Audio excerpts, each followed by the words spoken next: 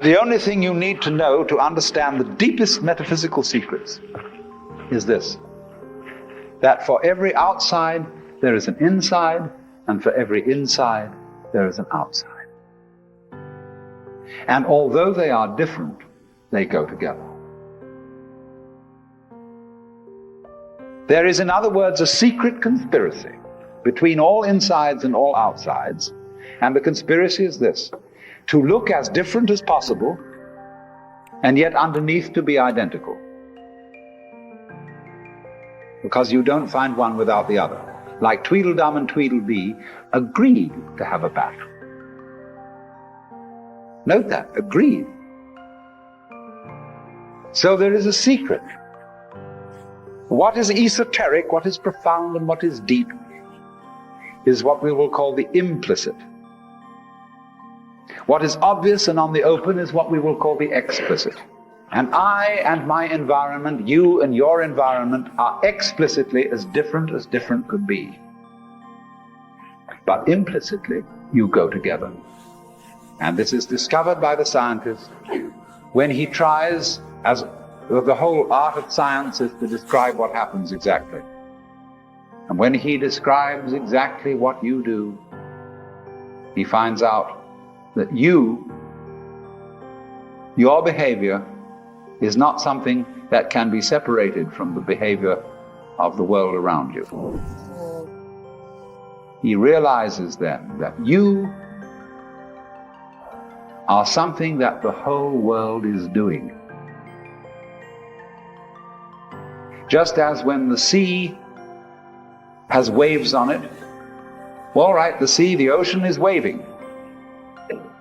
And so each one of us is a waving of the whole cosmos, the entire works, all there is. And with each one of us, it's waving and saying, "You, here I am." Only it does it differently each time. Because variety is the spice of life. But you see, the funny thing is, we haven't been brought up to feel that way. Instead of feeling that we, each one of us, are something that the whole realm of being is doing, we feel that we are something that has come into the whole realm of being as a stranger. When we were born, we don't really know where we came from, because we don't remember. And we think when we die, that's just going to be that. Some people console themselves with the idea that they're going to heaven, or that they're going to be reincarnated, or they're going to Summerland or something, you know. People don't really believe that. For most people it's plausible. The real thing that haunts them is that when they die, they're going to sleep and never going to wake up. They're going to be locked up in the safe deposit box of darkness forever.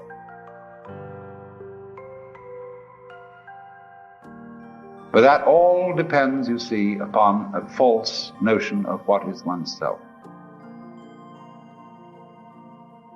Now, the reason why we have this false notion of ourselves is, as far as I can understand it, that we have specialized in one particular kind of consciousness. Being very general and rough, we have two kinds of consciousness. One I will call the spotlight, and the other the floodlight. The spotlight is what we call conscious attention, and that is trained into us from childhood as the most valuable form of consciousness. When the teacher in class says, "Pay attention," everybody stares and looks fast at the teacher like that.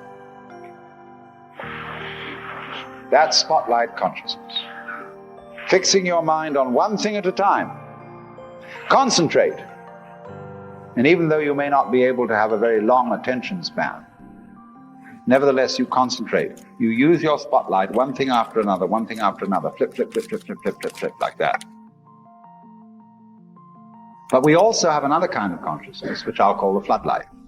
For example, you can drive your car for several miles with a friend sitting next to you, and your spotlight consciousness will be completely absorbed in talking to your friends. Nevertheless, your floodlight consciousness will manage the driving of the car, will notice all the stoplights, the other idiots on the road, and so on, and you'll get there safely, without even thinking about it. But our culture has taught us to specialize in spotlight consciousness and to identify ourselves with that form of consciousness alone. I am my spotlight consciousness.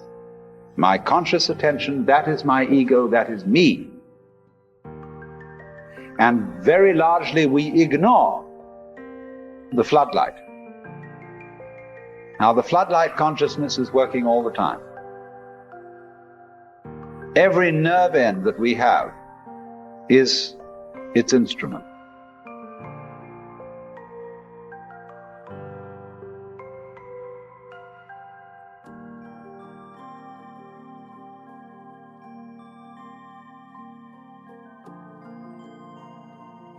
Now, because we have been brought up to identify ourselves with the spotlight consciousness,